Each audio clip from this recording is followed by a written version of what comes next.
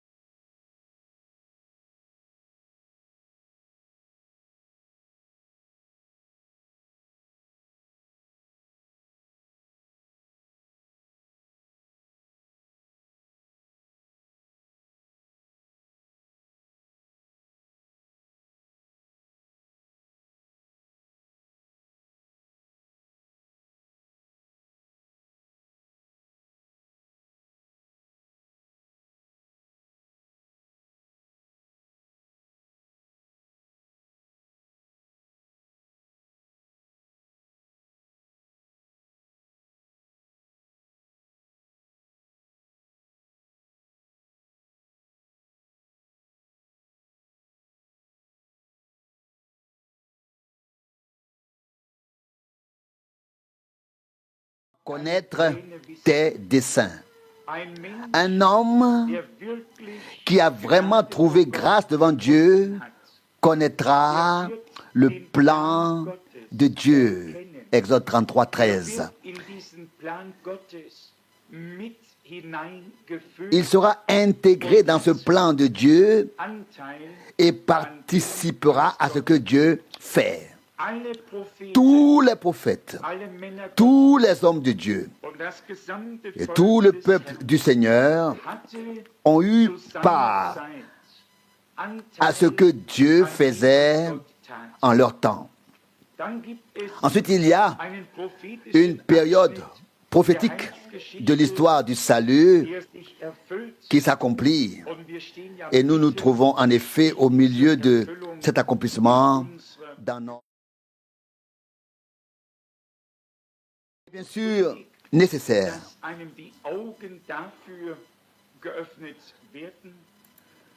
que à chacun les yeux soient ouverts à ce sujet, et cela ne peut pas être enseigné ou appris.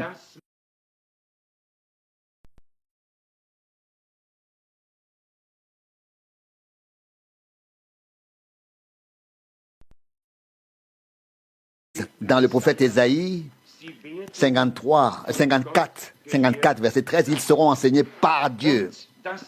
Et c'est ce que nous voulons. Nous voulons une compréhension et une vue d'ensemble divine dans son plan pour l'humanité, de son plan pour l'Église et pour aller encore un peu plus loin. Nous voulons connaître son plan avec l'épouse de l'agneau afin de pouvoir prendre part au festin des noces. Aujourd'hui, nous allons nous pencher sur ce thème qui appartient en effet spécifiquement à ces 2 jours. Frère Müller a déjà dit que lorsque tout était en ordre, la phrase suivante a été prononcée: maintenant la Pentecôte peut venir. Si nous regardons dans les Saintes Écritures, toutes les promesses de Dieu sont oui et amen. Elles n'ont pas seulement été prononcées, elles se sont littéralement accomplies en ceux qui les ont crues et qui ont d'abord reçu dans leur temps la parole de la promesse divine. Aujourd'hui, Dieu devrait nous pousser tellement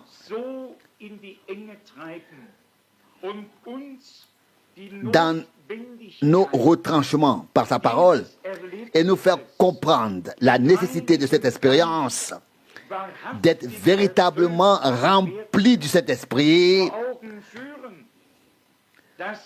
que nous arriverions devant la face de Dieu avec le cri de détresse de notre âme et qu'il ne pourrait faire autrement que de nous accorder ce qu'il a promis depuis longtemps. Et je suis certain que nous sommes venus avec un cœur qui désire. Et si nous croyons encore que Jésus-Christ est toujours le même aujourd'hui, et comme Jean l'a dit de lui, moi je vous baptise d'eau pour la repentance, mais celui qui vient après moi vous baptisera d'Esprit Saint et de feu. Cette expérience divine fait partie intégrante du fait de devenir croyant. C'est la réponse divine de notre acceptation par Jésus-Christ notre Seigneur. C'est son témoignage qui nous a acceptés. Les personnes qui deviennent croyantes se font baptiser parce qu'elles sont devenues croyantes. Mais ensuite, Dieu donne la réponse à l'homme. L'une est la réponse de l'homme qui est venu à la foi envers Dieu. Et par le baptême de foi, il conclut une alliance de bonne conscience avec Dieu. C'est la réponse d'un homme devenu croyant envers Dieu. Et puis ensuite vient la réponse de Dieu à cet homme devenu croyant. La première est le baptême d'eau, l'autre est le baptême d'esprit. Nous allons lire quelques passages bibliques aujourd'hui. Et s'il vous plaît, ne nous crispons pas, mais ouvrons-nous devant Dieu dans la foi et la confiance totale que nous n'avons pas besoin d'escalader le ciel pour faire descendre quelque chose. Nous devons en prendre conscience. La Pentecôte est un fait de l'histoire du salut, tout comme Golgotha et l'ascension, la montée au ciel du Seigneur sont des faits de l'histoire du salut. Christ est né, il a souffert, il est mort, il est ressuscité le troisième jour, il est monté au ciel et le Saint-Esprit a été ensuite répandu. Il ne sera pas répandu aujourd'hui ou demain. Il a été déjà répandu. Il est déjà répandu. Et quiconque vient à Dieu et accepte par la foi réellement la rédemption par le sang de l'agneau peut avoir part au Saint-Esprit.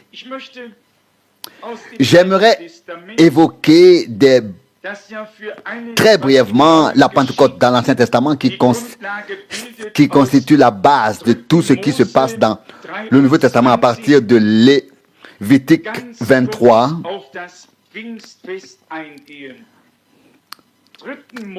Lévitique 23 à partir du verset 15.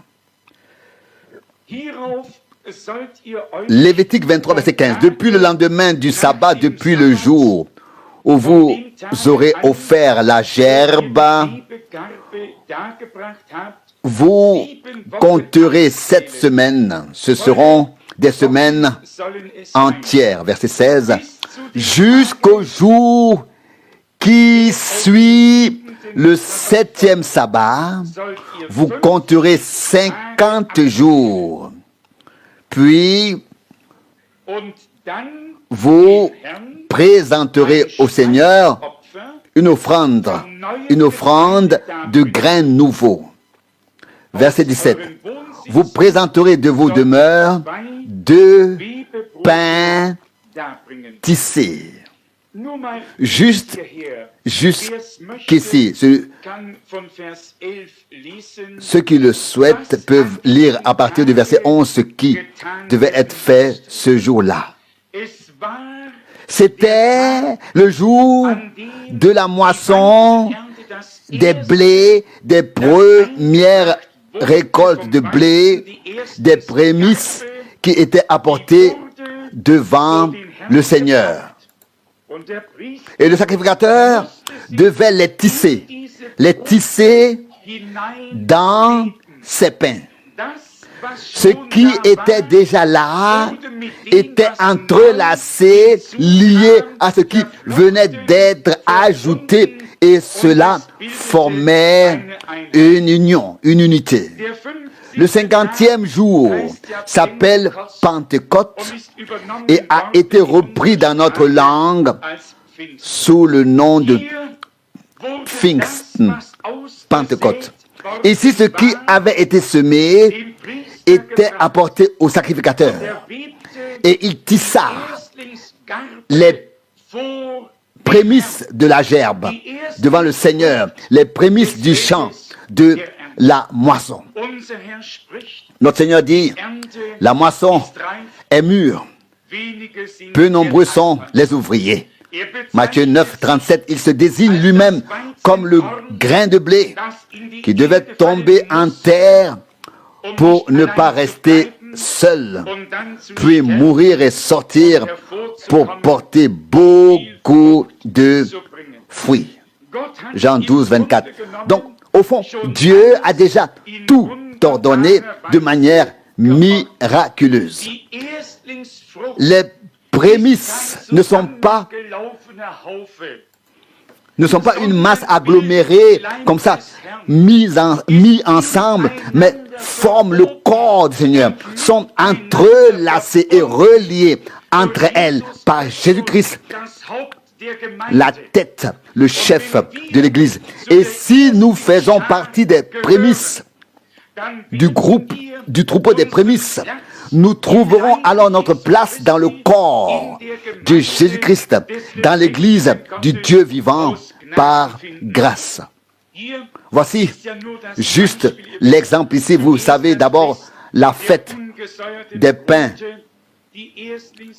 sans pâte acidifiée, sans levain, la gerbe des prémices, la fête de la Pentecôte, le tissage a eu lieu et ainsi de suite. Puis vient le grand jour de réconciliation, des expiations.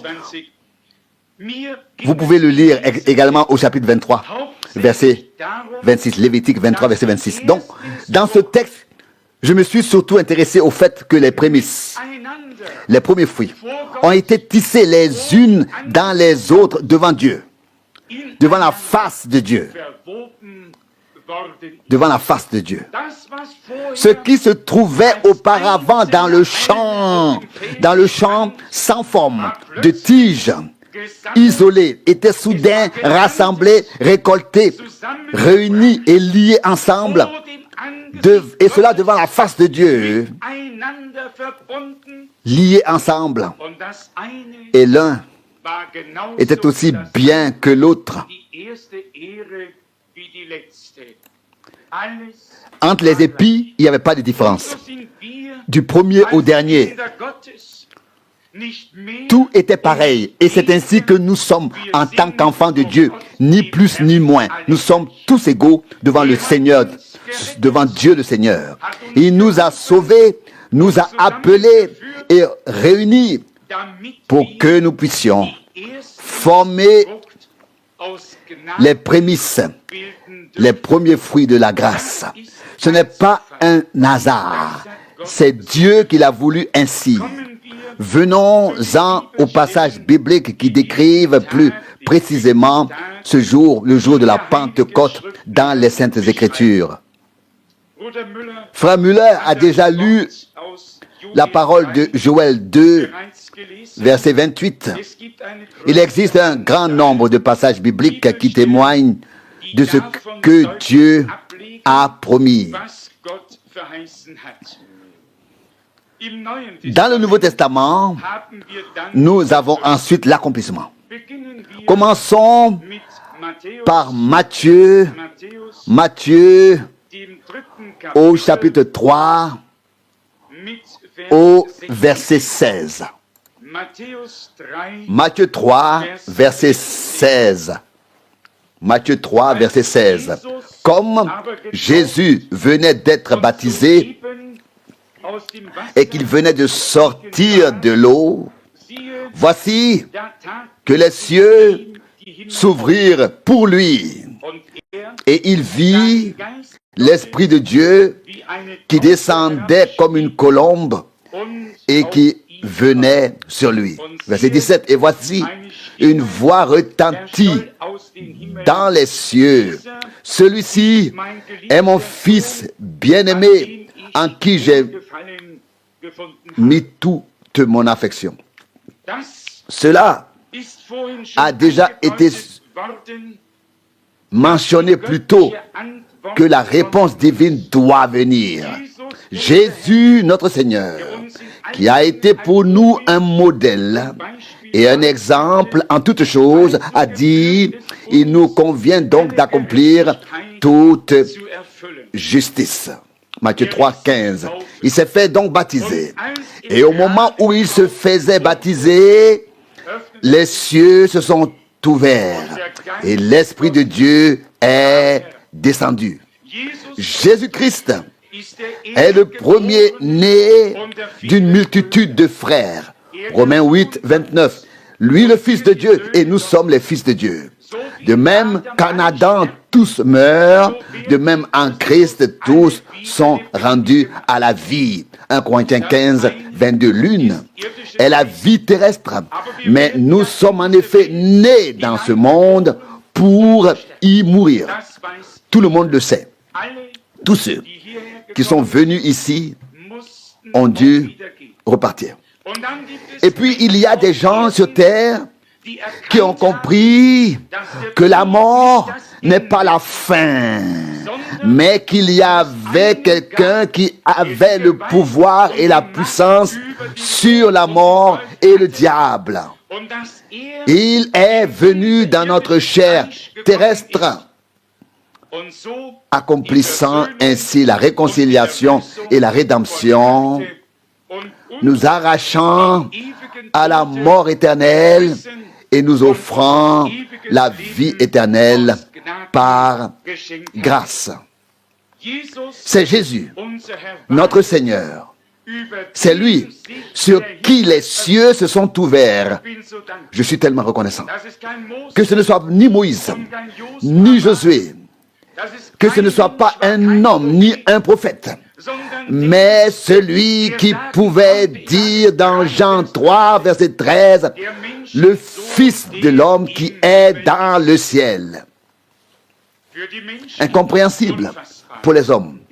Il se tenait debout sur la terre avec les deux pieds et leur parlait en disant, le Fils de l'homme qui est dans le ciel. Personne n'est monté au ciel si ce n'est celui qui est descendu du ciel, le Fils de l'homme qui est dans le ciel. Et il se tenait là, avec ses deux pieds devant lui, sur terre. Au-dessus de lui, le ciel s'est ouvert. Et je n'ai pas entendu dire qu'il se soit fermé jusqu'à aujourd'hui. Aussi certainement que l'expérience de l'histoire du salut qui nous implique, toi et moi, s'est déroulée à Golgotha et que nous y avons une part divine. Nous avons la part divine. Aussi certain, nous avons la part divine d'être aussi remplis du Saint-Esprit. Tout est arrivé par Jésus-Christ. La rédemption, le pardon, le salut total. Mais c'est aussi à cause de lui que les cieux se sont ouverts et que l'Esprit est descendu. Nous verrons plus tard que le même Saint-Esprit est descendu sur l'Église. Lisons les paroles des Actes des Apôtres. Actes, chapitre 1, verset 8, et ensuite chapitre 2, du verset 1. Actes des Apôtres, chapitre 1, verset 8. Mais vous recevrez, oui, le verset 8. Mais vous recevrez de la puissance quand le Saint-Esprit viendra sur vous, et vous serez témoins pour moi à Jérusalem, dans toute la Judée et la Samarie, et jusqu'aux extrémités de la terre. Revêtus de la puissance du Saint-Esprit. Pas de capacité propre, ni de volonté propre, mais inspiré, doté, équipé, revêtu de la puissance divine, de la puissance du Saint-Esprit. Cette puissance divine doit, oui, être manifestée par l'Église du Dieu vivant. Nous voyons que le jour de la Pentecôte, Pierre n'a pas prononcé un sermon sur l'effusion de l'Esprit, mais que cela s'est produit. L'effusion s'est produite. J'aimerais ne pas avoir à prononcer une prédication aujourd'hui sur la Pentecôte, ou bien avoir besoin de le faire. Non, je souhaiterais pour moi et pour nous tous que la Pentecôte devienne aujourd'hui une réalité divine dans ta vie et dans ma vie et dans mon cœur et dans ton cœur. Nous avons entendu de nombreuses prédications à ce sujet. Et la foi vient en effet de la prédication. Mais la foi qui vient de la prédication de la parole doit entraîner la promesse que nous avons entendue et la mener à son accomplissement. Du verset 16, il est dit ici que Pierre donne l'explication et dit, verset 16, Actes des Apôtres 1, verset 16. Non, ici s'accomplit la promesse du prophète Joël. Dans les derniers jours, verset 17, Actes des Apôtres 1, verset 17, dit Dieu, je répandrai de mon esprit sur toute chair, et vos fils et vos filles prophétiseront, vos jeunes gens auront des visions, et vos vieillards recevront des révélations en songe.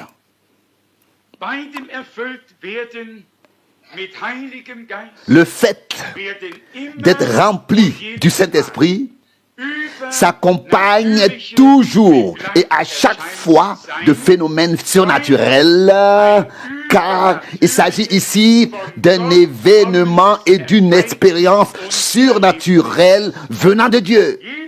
Toute expérience dans le domaine naturel est explicable.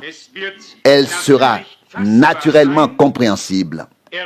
Les expériences avec Dieu sont surnaturelles et ne peuvent pas être expliquées par l'intellect. Les personnes qui ne peuvent pas croire ont beaucoup de mal à accepter que Christ ait été engendré par l'Esprit. Ils n'ont qu'un sourire pour nous qui pouvons croire cela si naïvement lorsqu'il est écrit « L'Esprit Saint viendra sur toi » Luc 1, 35, et la puissance du Très-Haut te couvrira de son ombre. La grande masse pense en elle-même. Ils sont assez stupides pour croire à une telle chose. Croire en ce que Dieu a dit. La foi en ce que Dieu a dit n'est une folie que pour ceux qui périssent. Pour ceux qui sont sauvés, cette foi divine est une puissance de Dieu. 1 Corinthiens 1, 18. Et c'est ainsi que nous avons expérimenté Dieu. Pas seulement comme une théorie, mais comme une puissance de Dieu. Pensez-vous qu'il me soit difficile de croire que le même Dieu qui a parlé à l'univers à partir du néant pour lui donner l'existence et qui le laisse se dérouler dans une merveilleuse harmonie jusqu'à aujourd'hui, croyez-vous que ce même Dieu ne serait pas assez puissant pour rendre sa parole prononcée vivante par son esprit afin d'accomplir sa promesse? Avec Dieu, toutes choses sont possibles. Et il est inutile de se creuser la tête à ce sujet. L'important, c'est que nous puissions croire de tout notre cœur. Et je pense que c'est ce qu'implique le terme croyant. Celui qui ne peut pas croire, qui ne peut pas croire tout ce que Dieu nous dit dans sa parole, n'est pas croyant en fait aux yeux de Dieu. Car celui qui ne croit pas Dieu le fait menteur. C'est écrit, 1 Jean 5, 10. Et comment pouvons-nous dire que Dieu est véridique, est véritable, est vrai, d'une part, et avoir de la peine ensuite à croire ce qu'il a dit, d'autre part? Quand il a dit, Genèse 1, 11, que la terre produise toute plante, et ainsi de suite, cela s'est produit, cela se produisit. Quand il a dit, Genèse 1, 14, que le soleil brille en plein jour, il en fut ainsi, et il en est de même jusqu'aujourd'hui. Quand il a dit, Genèse 1, 16, que la lune et les étoiles brillent la nuit, cela s'est produit. Quoi que Dieu ait dit, cela s'est produit. Il n'a pas eu besoin de quelqu'un pour l'aider à exécuter sa parole, son plan et sa volonté. Mais s'il s'agit de vivre nos promesses personnelles avec Dieu et de recevoir ce qu'il nous a promis, alors nous devons nous asseoir sous la proclamation de la parole avec la même attitude que Marie à l'époque. Elle a dit, Luc 1, 38, qu'il me soit fait selon ta parole. Et il en fut ainsi. Qu'il me soit fait comme tu l'as dit.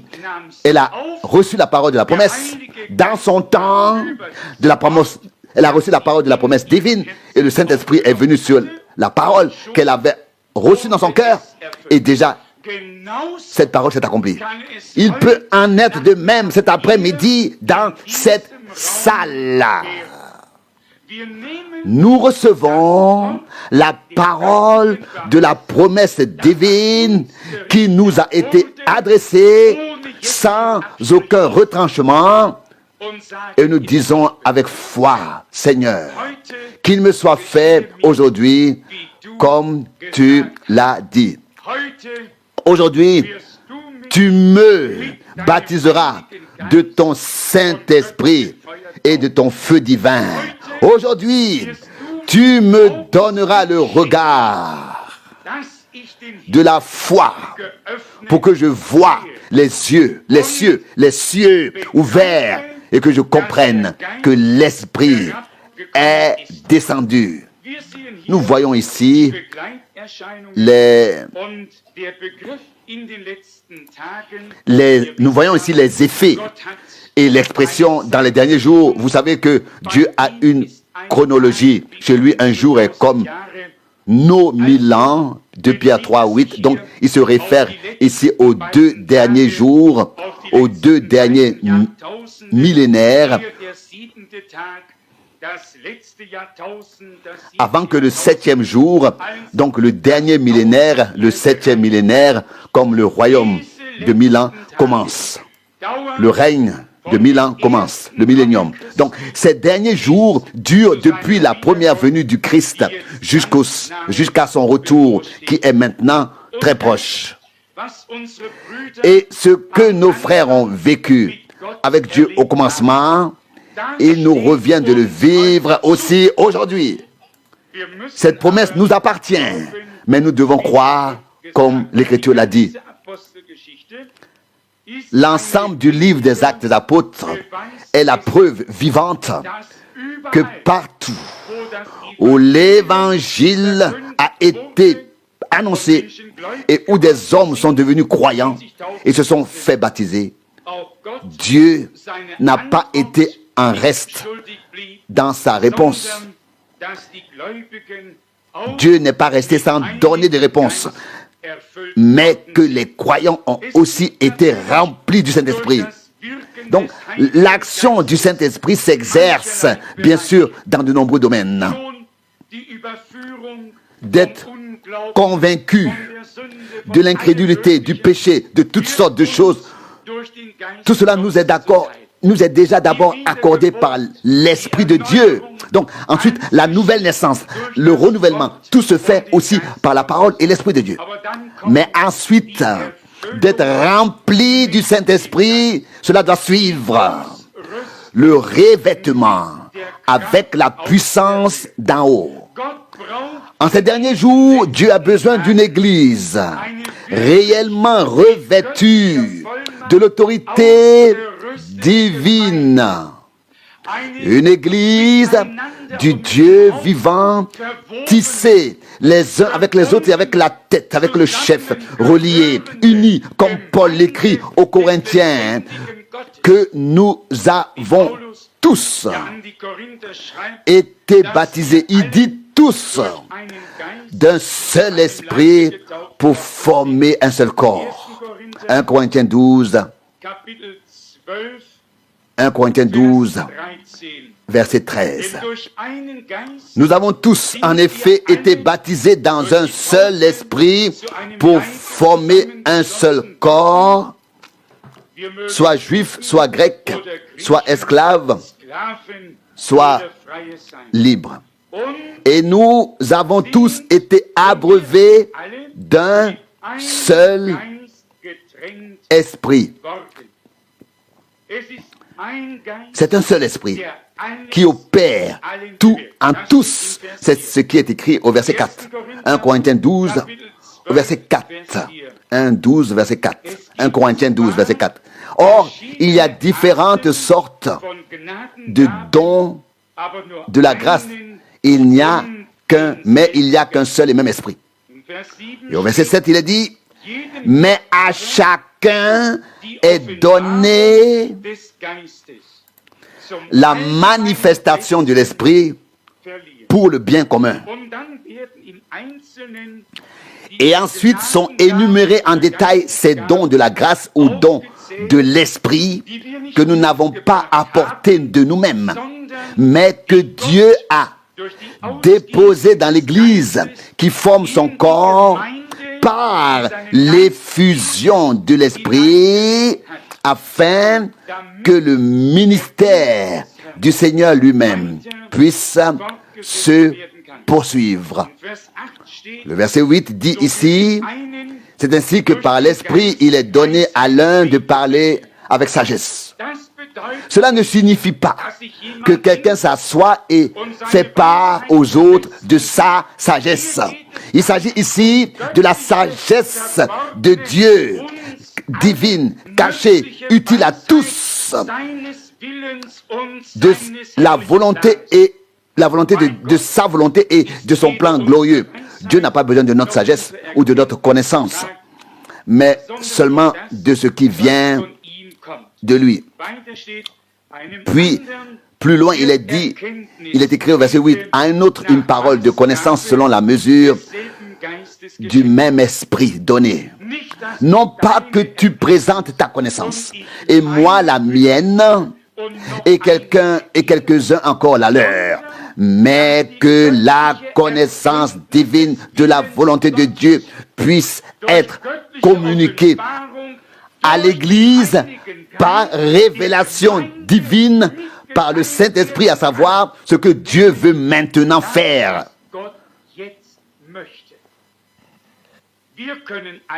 ce que Dieu veut maintenant.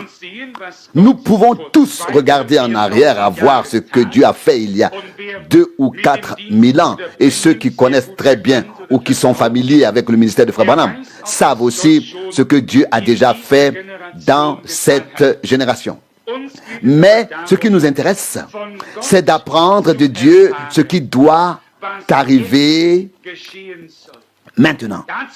Pour cela, ce n'est pas mon opinion et la tienne. Ce n'est pas ta sagesse et la mienne. Ce n'est pas ta connaissance et la mienne. Mais c'est par l'Esprit de Dieu que les promesses nous sont montrées en parole. Et c'est à cela que nous nous attachons. Toutes les choses que Dieu fait, il est fait selon sa parole. Les autres dons de l'Esprit sont énumérés ici. Ensuite, nous n'avons pas besoin de lire les versets ici en détail maintenant. Il en va de même dans 1 Corinthiens au chapitre 14 du verset 2 pour les dons qui doivent être manifestés dans l'Église.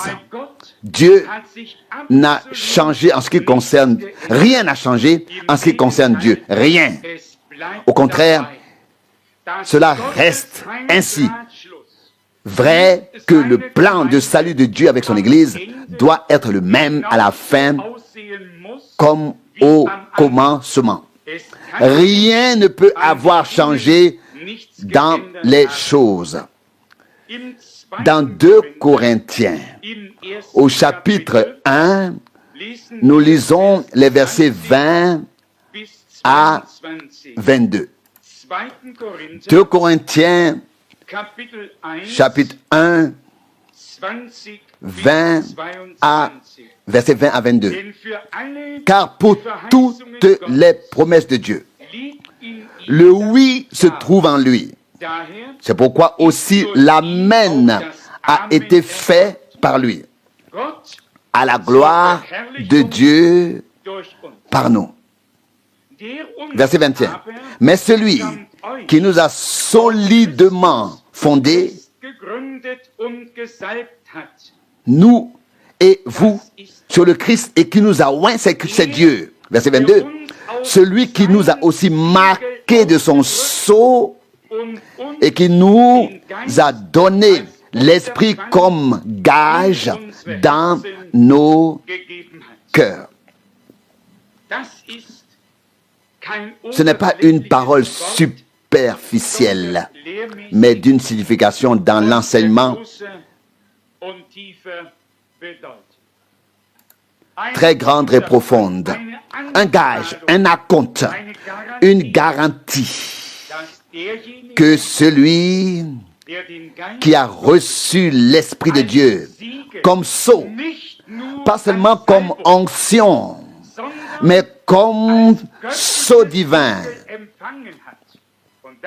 Et nous y viendrons dans un instant, car beaucoup, et il y en a des millions dans le monde entier, ont reçu une onction par l'Esprit sans avoir reçu la parole de vérité. Et c'est seulement lorsque la parole de vérité a été reçue que le sceau de Dieu peut être donné à l'individu par le Saint-Esprit. Peut être donné, lisons-le dans le chapitre 1 d'Éphésiens. Éphésiens, chapitre 1, verset 13. Éphésiens, chapitre 1, versets 13 et 14. En lui, vous aussi, après avoir entendu la parole de la vérité, le message de votre salut, et être parvenu à la foi, vous avez été scellés du Saint-Esprit qui avait été promis. Verset 14. Qui est arts, ou alors le gage, la compte de notre héritage pour la rédemption de son Église, de propriété à la louange de sa gloire. Ici, nous voyons l'ordre qui nous est clairement montré dans la parole de Dieu par grâce. Personne n'a besoin d'interpréter ici, mais chacun n'a qu'à le recevoir. D'abord, la parole de la vérité, la parole de vérité, le plein évangile qui inclut toute promesse divine. Lorsque nous l'avons réellement reçu par la foi, dans notre temps, comme la parole de la vérité divine et que nous avons reçu notre salut, il arrive alors que Dieu nous scelle par le Saint-Esprit. Il s'agit d'une promesse qu'il nous a faite par grâce. Nous devons absolument connaître cette différence et nous en tenir malgré tout au fait que Dieu s'en tient à sa parole. Il ne nous suffit pas de dire oui, oh, si des millions de personnes sont ointes du Saint-Esprit, qu'allons-nous en faire de cela? Non, laissons maintenant de côté les millions qui suivent malgré tout leur propre chemin, malgré l'onction du Saint-Esprit. Regardons Jésus-Christ, notre Seigneur, sur qui les cieux se sont ouverts. Il était la parole faite chair. Il n'était pourtant pas l'interprétation, il était la parole faite chair. Et l'Esprit est venu sur lui. Aujourd'hui, en tant que véritables croyants, nous n'avons pas suivi un enthousiasme, mais nous avons reçu en nous, dans la foi, consciemment, la parole de la vérité divine, le plein évangile de Jésus-Christ, avec toutes ses promesses pour notre temps. Et cette parole divine en nous entraîne, avec elle, l'Esprit de Dieu, parce que la parole est venue de l'Esprit de Dieu lui-même. C'est comme un cycle divin. Et c'est ainsi que le Seigneur lui-même parle par le prophète Ésaïe. Ésaïe 55, 11. La parole qui est sortie de ma bouche ne reviendra pas vers moi à vide, mais elle accomplira d'abord ce pourquoi je l'ai envoyée.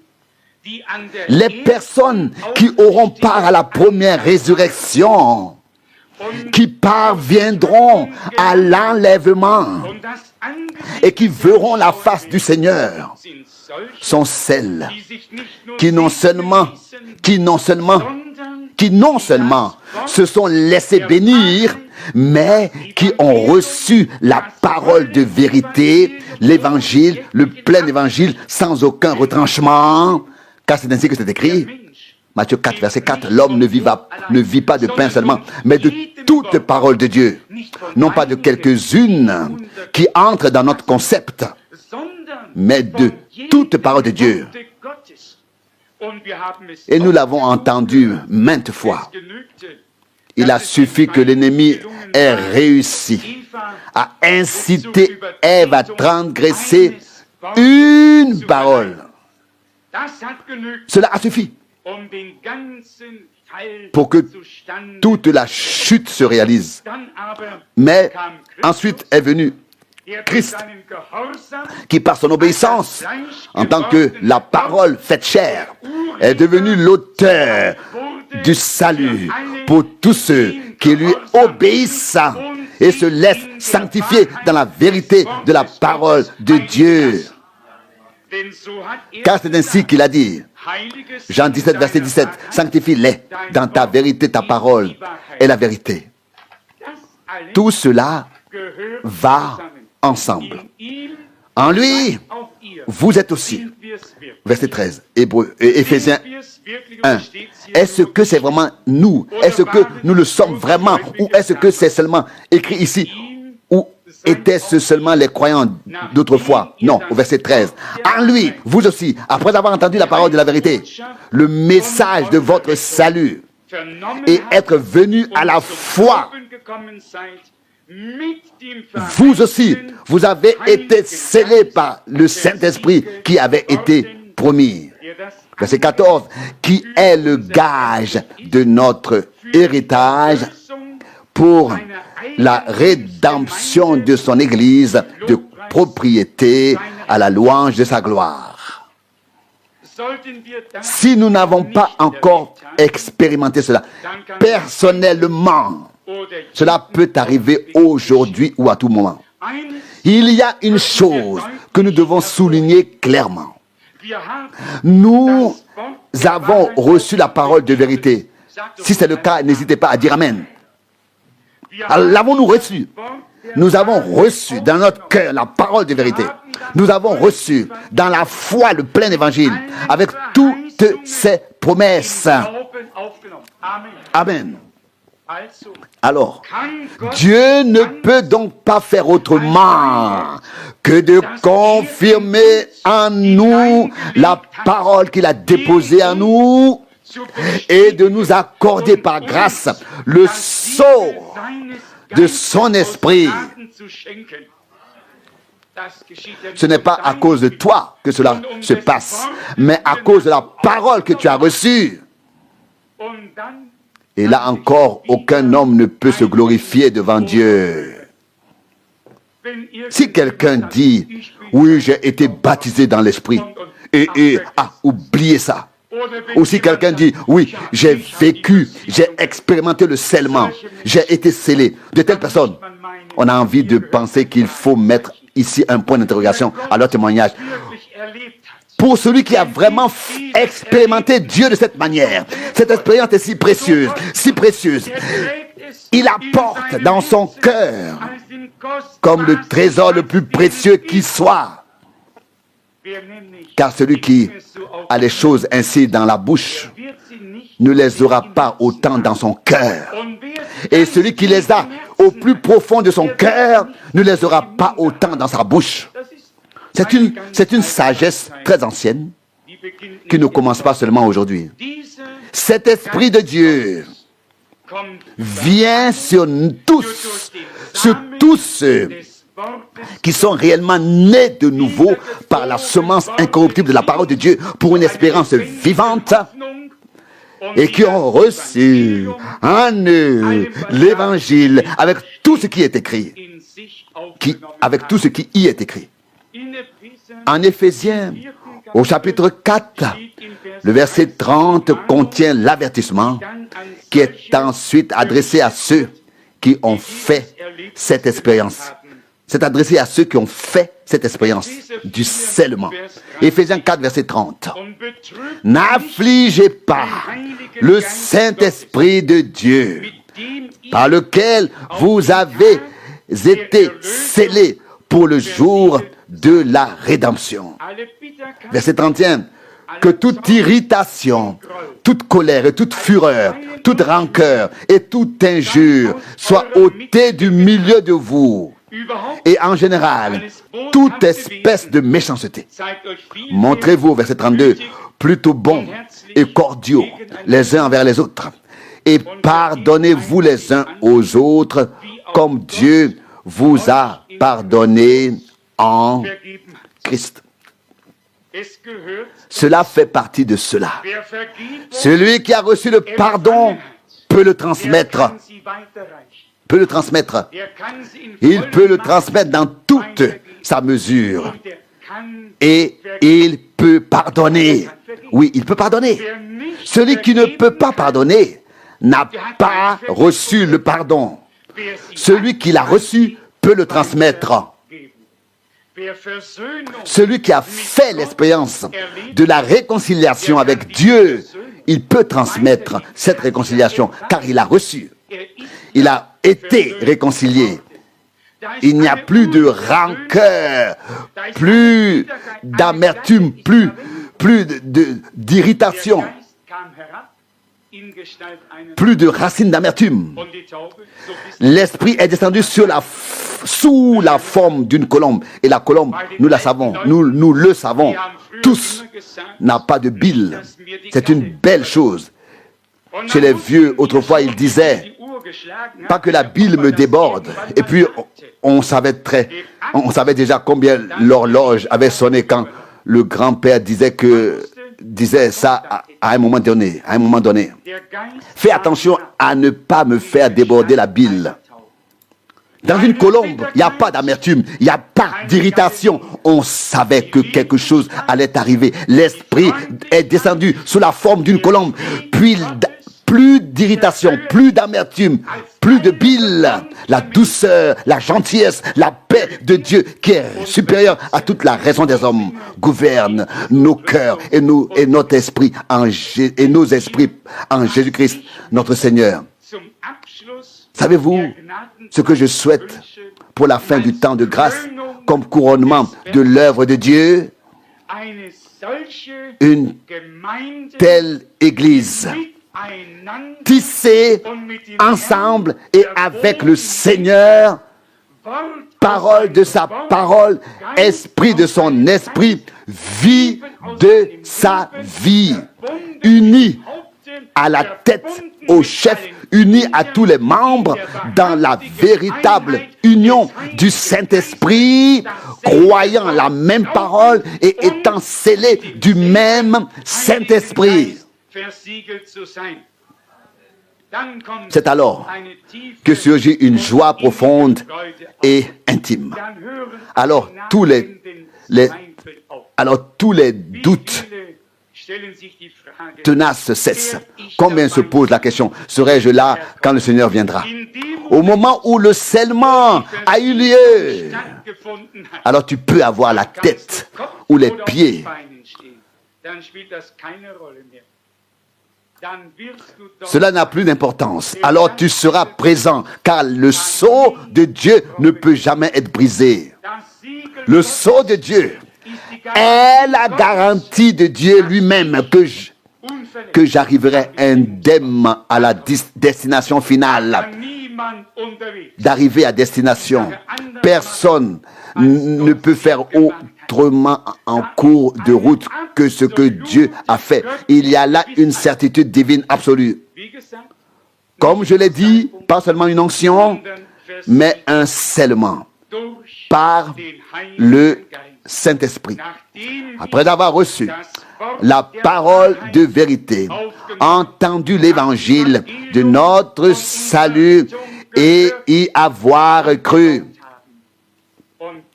Et ensuite, Dieu confirme en toi et en moi, par le scellement du Saint-Esprit, que nous avons cru, que nous avons reçu. Et je suis convaincu que Dieu le fera en chacun, qu'il doit même le faire, afin qu'en ce jour-là, quand le Seigneur viendra, ce corps mortel soit lui aussi rendu vivant par la puissance de Dieu qui habite en nous. Romains 8, 11. Si Job, déjà dans l'Ancien Testament, avait déjà une telle certitude dans la foi et pouvait dire, Job 19, 26, je sais que même si mon corps est complètement rongé, et ainsi de suite, et qu'il ne reste plus rien, je verrai Dieu, car je sais que mon Rédempteur est vivant. Et tout comme son corps, le corps du Seigneur n'a pas été abandonné à la putréfaction. Nous aussi, nous aurons un corps de résurrection qui ne pourra plus jamais vieillir ou tomber malade, mais un corps tel que le Seigneur l'a aujourd'hui. En ce jour, il s'agit pour nous de la Pentecôte, d'une véritable expérience avec Dieu, Les 120 s'étaient réunis. Ils avaient alors autrefois reçu en eux ce que le Seigneur leur avait dit. Et ensuite, la confirmation est venue. Le Saint-Esprit est tombé. Tous étaient un seul cœur et une seule âme, réellement. Et ensuite, c'est seulement après que la puissance de Dieu s'est manifestée à travers les croyants qui ont vraiment été bénis par Dieu. Et c'est ce que je souhaite pour moi et pour nous tous. Qu'à la fin du temps de grâce, nous puissions vivre une telle effusion de l'Esprit Saint sur la vraie semence de Dieu. Et quand chacun de ceux qui ont reçu et cru la vraie parole de la promesse divine, une telle puissance vivifiante de Dieu entre en nous, entre en nous, que chaque promesse écrite ici dans cette parole trouve son accomplissement à travers nous, comme nous l'avons lu dans 2 Corinthiens au chapitre 1. Là, nous avons été directement impliqués aussi clairement que peut-être dans aucun autre verset. Du verset 20, encore une fois, 2 Corinthiens 1, du verset 20. Car pour toutes les promesses de Dieu, c'est en lui que se trouve le oui. C'est donc aussi par lui qu'a eu lieu l'amen, par nous pour la gloire de Dieu. Par nous. Nous ne pouvons pas supprimer cette parole. Elle en fait partie. De même que Dieu nous a rachetés. Par Christ, Christ se révèle par l'Église rachetée. De même que chaque parole de Dieu qui avait été prophétisée sur lui, le Rédempteur, s'est accomplie en lui et par lui. De même, chaque parole donnée à son Église doit s'accomplir par l'Église et dans l'Église.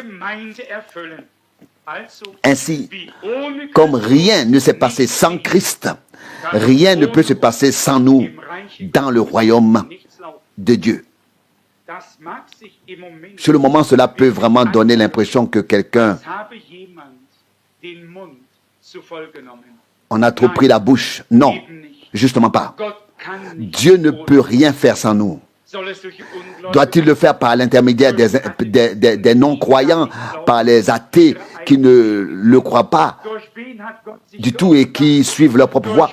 Par qui Dieu s'est-il révélé? Par des personnes auxquelles il a pu s'adresser, qui l'ont cru, qui ont obéi lorsqu'il les a appelés et envoyés.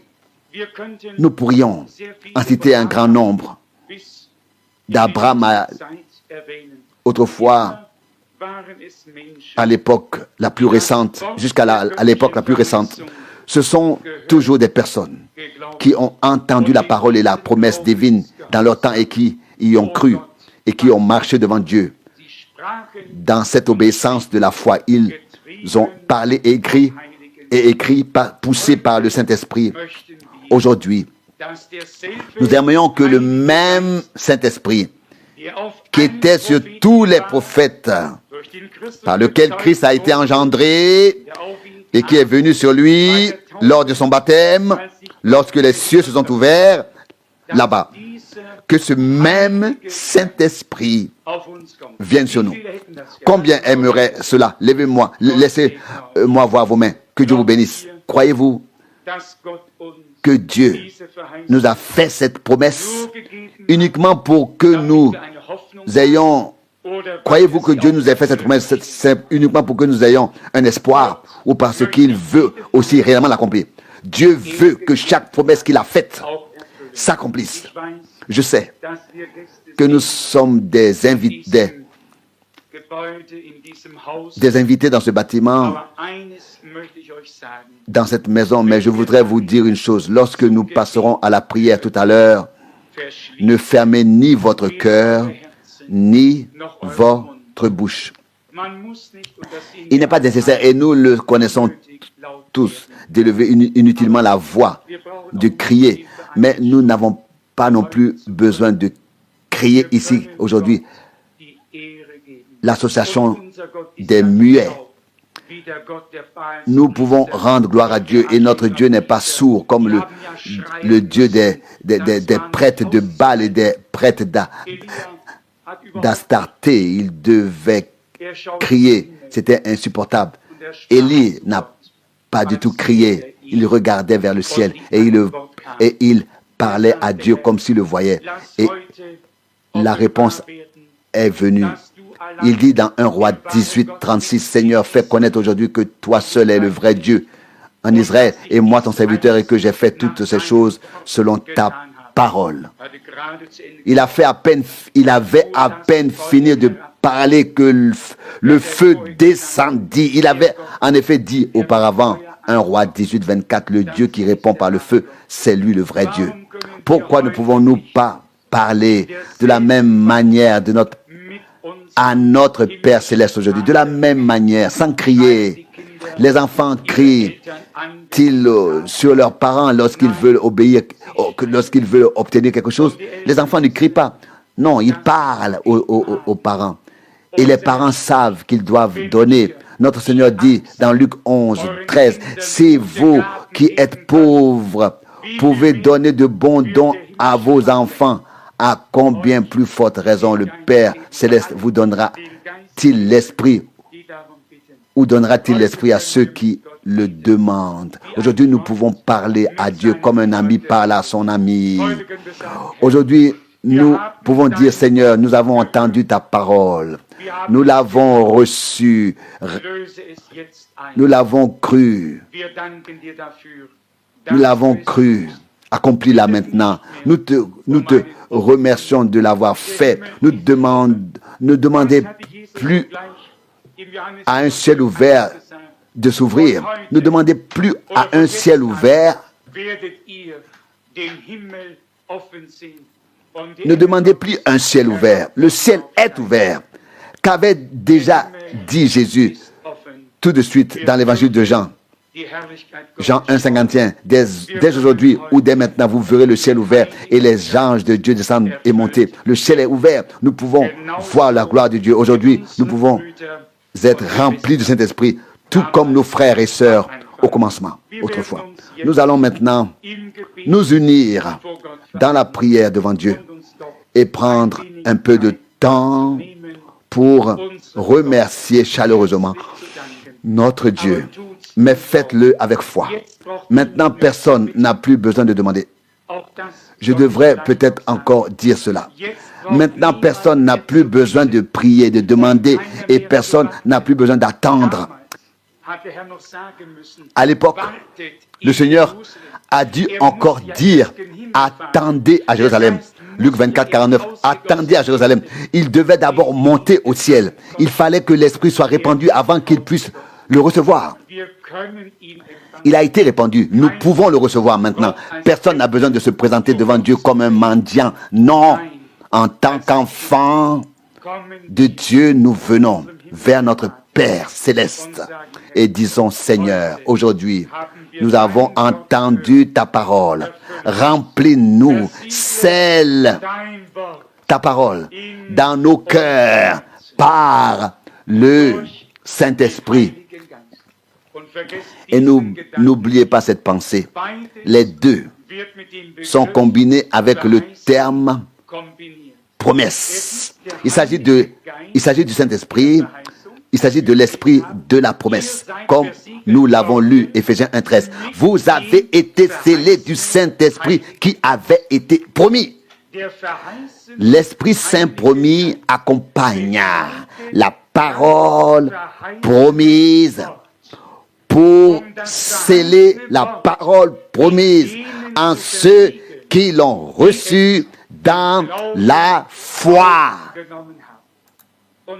Et c'est ce qui distingue la véritable Église épouse du Dieu vivant, l'Église du Seigneur, de toutes les autres qui ne sont qu'ointes. Elles ne sont que ointes. Que ointes. La parole de la promesse et l'esprit de la promesse viennent sur les enfants de la promesse divine.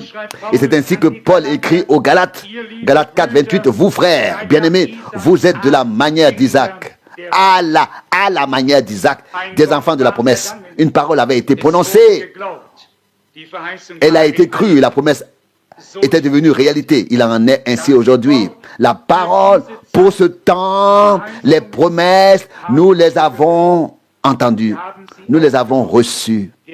L'esprit de la promesse accompagne la parole de la promesse et vient sur tous ceux qui l'ont reçue dans la foi. Qui peut encore avoir du mal à croire cela? Qui? Dieu ne peut pas. Dieu ne peut pas avoir fait plus. Dieu ne peut pas avoir fait les choses plus simples que ça. Et maintenant, nous voulons le remercier du fond du cœur, car il a dit et il le fait aussi. Loué soit son saint nom. Amen. Levons-nous et prions.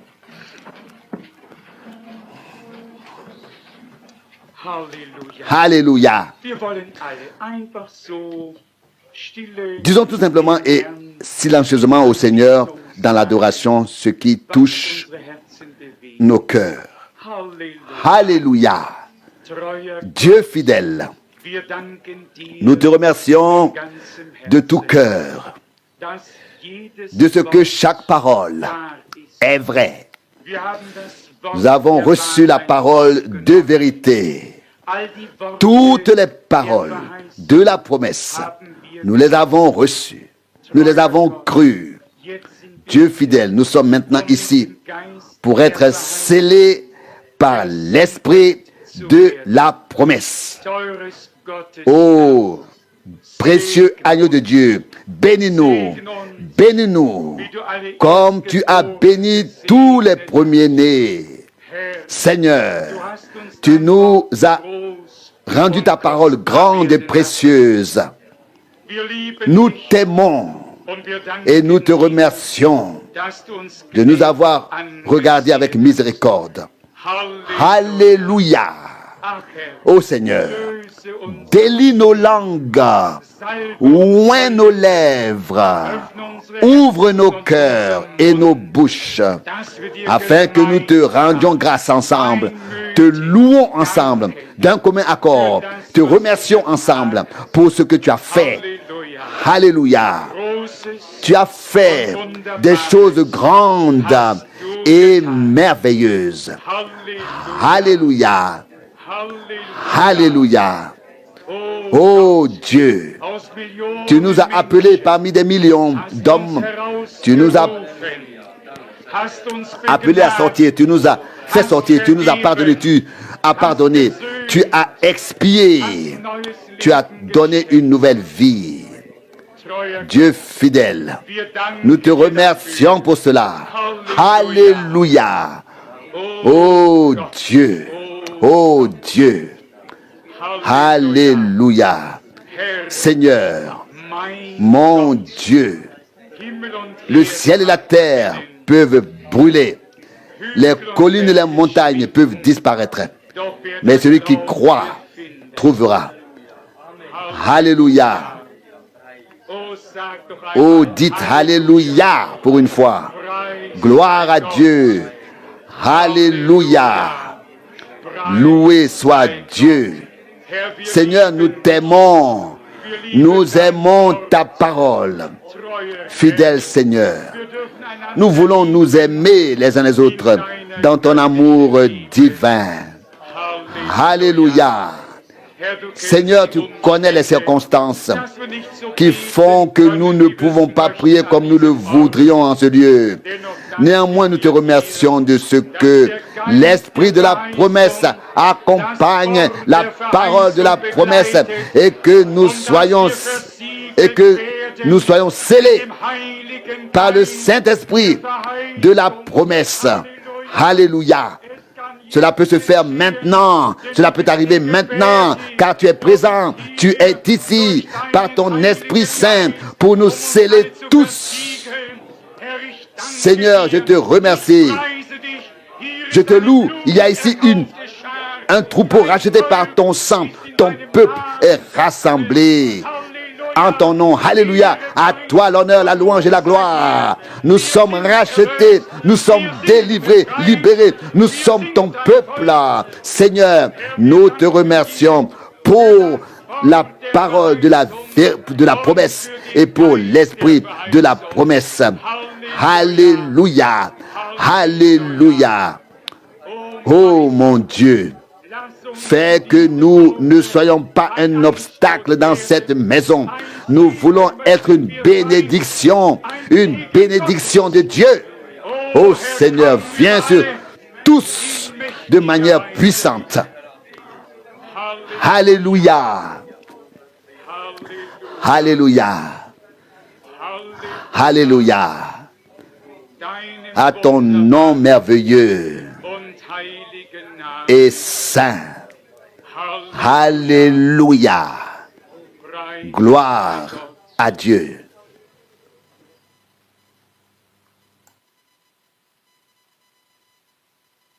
Wenn mein Mann